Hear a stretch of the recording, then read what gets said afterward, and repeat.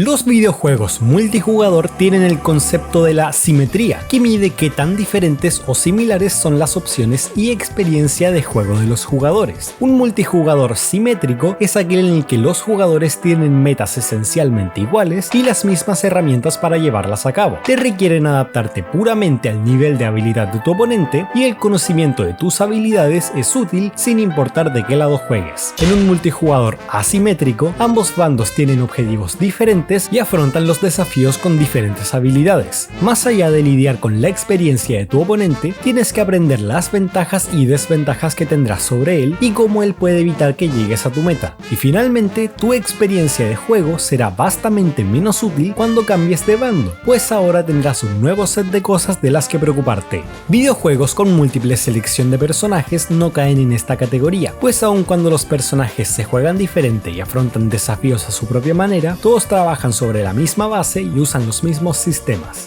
Vengo a proponer que, si la situación lo amerita, este término también puede ser usado con los sistemas de poder. Recapitulación rápida. Un sistema de poder es las reglas y mecanismos que rigen el cómo los personajes obtienen, utilizan y desarrollan habilidades sobrenaturales. Son un tema muy amplio y complejo, así que pueden ser agrupados para escribirlos o analizarlos. Comúnmente se dividen según las leyes de la magia de Sanderson, las cuales los agrupan en función de qué tan específicas y consistentes son las mecánicas del sistema, poniendo las más estrictas como sistemas duros y los más esotéricos como sistemas blandos. En nuestro caso, la simetría sería determinada por la similaridad entre las habilidades de cada personaje. En un sistema simétrico, todos los personajes tienen funcionalmente el mismo poder. Ninguno tiene ventaja intrínseca sobre el otro y siempre sabes lo que tu oponente puede hacer. Mientras que en un sistema asimétrico, todos los personajes tienen una habilidad nunca antes vista a la que los protagonistas se tendrán que adaptar mediante verla en acción. Ahora, si se dan cuenta, hay bastantes series con sistemas asimétricos. Bastantes. Y no es sorpresa, amamos ver y quedar fascinados con la introducción de un nuevo personaje con una habilidad que da vuelta a toda la serie. Es discutible, es icónico, ¿por qué rayos alguien elegiría limitarse mediante hacer un sistema simétrico?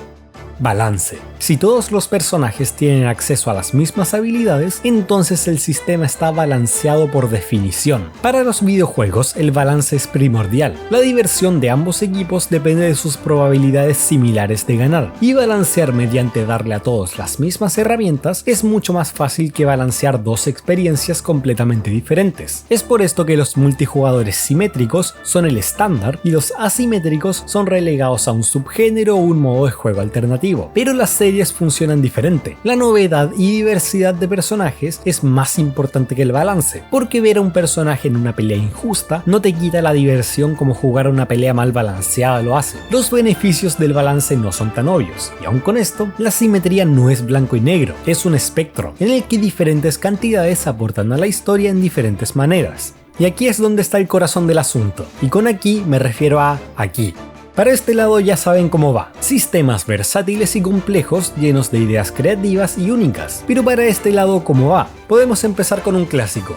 La ciencia del entendimiento, la descomposición y reconstrucción de la materia, pero es imposible crear algo a partir de la nada. Para obtener algo, debe ofrecerse algo de igual valor. Estas son las reglas que rigen la alquimia de Fullmetal Alchemist. El sistema en sí es simétrico a más no poder. Todos los alquimistas poseen la misma habilidad de transmutar la materia y todos tienen que estudiarla y entrenarla de la misma manera. La alquimia es conocimiento, nadie nace teniéndola. El resultado es uno de los sistemas más aclamados por su consistencia y facilidad de entender. Quitan de la mesa cosas como los power-ups y los hábiles de nacimiento, y aun cuando eso quita una posible fuente de entretenimiento, también quita toda la distracción y margen de error que puede salir de aplicar mal uno de estos. La simetría del sistema es lo que le permite a Fullmetal enfocarse en lo que viene a contar. Aún así, como serie se salva de ser completamente simétrica. La propia ciencia que dicta el funcionamiento es bastante complicada, por lo que aun cuando en teoría todos los personajes tienen la habilidad de transmutar lo que sea, la mayoría tiende a especializarse en elementos en particular, eligiendo pelear con sus ventajas y desventajas, como el alquimista de fuego o el alquimista de plata. Además de esto, gran parte del tiempo los protagonistas pelean contra enemigos derivados de la alquimia más que alquimistas en sí.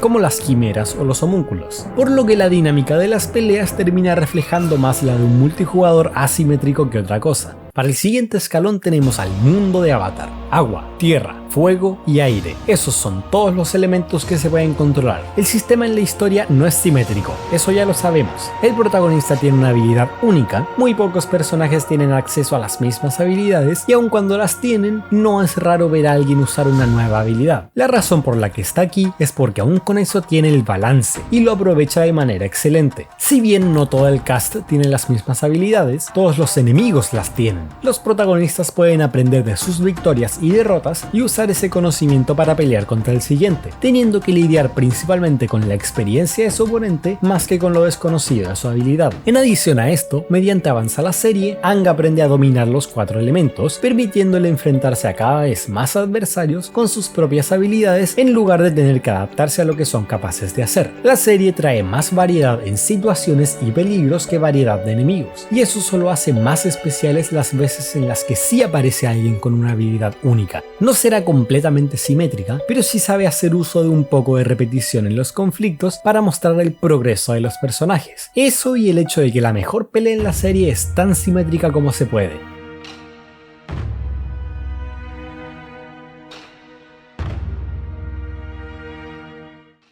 Este puesto no es ni un anime ni una serie, sino la idea de que por lo general las primeras películas de superhéroes tienen de villano una versión malvada del héroe, compartiendo sus habilidades y parte de su origen. Iron Man 1, por ejemplo, tenía a Obadiah Stane, relegado a un asesor recibiendo órdenes de alguien más joven, así que decide arrebatarle todo a Tony, y aún así falla, teniendo que ir hasta tal punto de quitarle su armadura y su reactor personalmente para hacerle frente, solo para terminar perdiendo igual. Capitán América, Ant-Man, creo que Hulk, Pantera Negra, el Hombre de Acero, la verdad es que funciona. Tener al villano compartir las habilidades de tu protagonista te permite mostrar el contraste que hay entre los dos. Iron Man derrota a Ironmonger porque Tony entiende mucho más su tecnología que Obadiah, la misma razón por la que él tiene que robarle el reactor y por la que recibió la compañía en vez de él. Eligieron al pequeño y débil Steve Rogers para ser el super soldado porque vieron qué podía pasar si le daban ese poder a alguien fuerte y narcisista, y termina siendo el corazón del pequeño Rogers, lo que lo lleva a perseguir a Skull hasta derrotarlo. Y la pelea entre Ant-Man y Yellow Jacket, en la que Yellow Jacket es considerablemente más fuerte, pero aún así Scott gana por su disposición a sacrificarse por lo que más le importa, a diferencia de Cross, que sacrificaría a todos los demás antes de permitirse perder.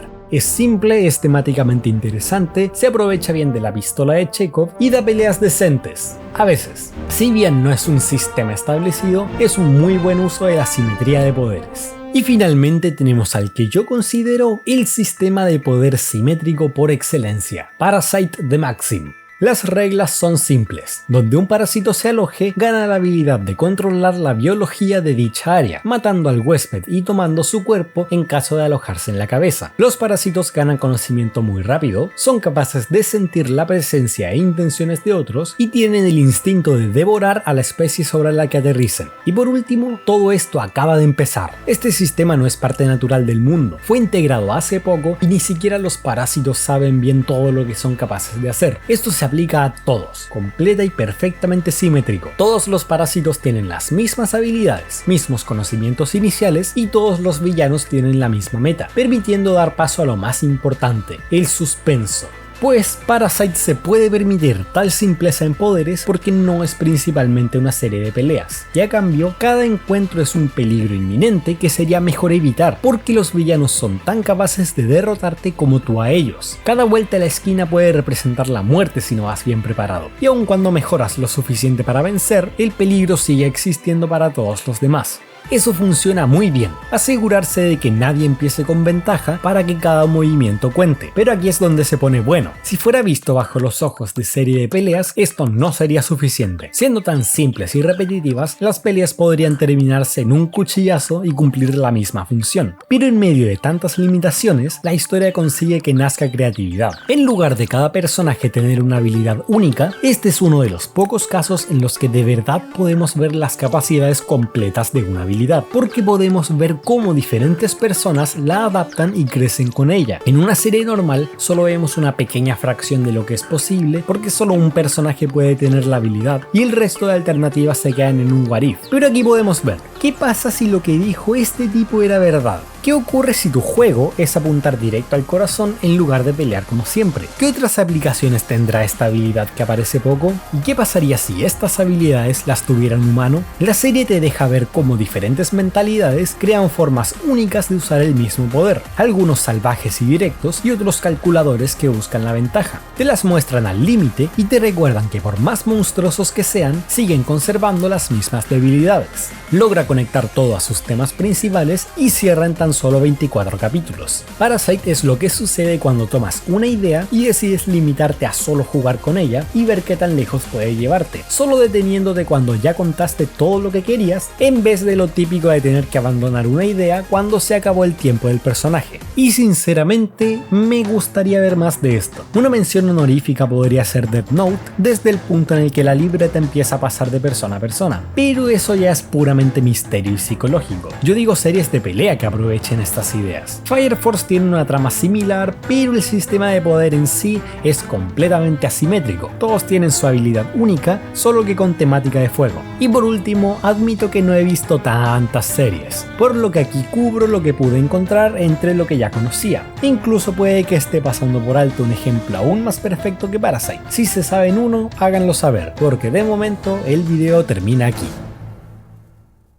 Antes de terminar, un paréntesis, se me olvidó mencionar que de hecho hay un juego de la leyenda de Korra basado en el deporte del Pro Control, y el juego en sí mismo es un multijugador simétrico que se aprovecha del balance que genera tener un miembro de cada elemento. No sé cómo se me olvidó, pero se me olvidó. Ahora sí, fin de video.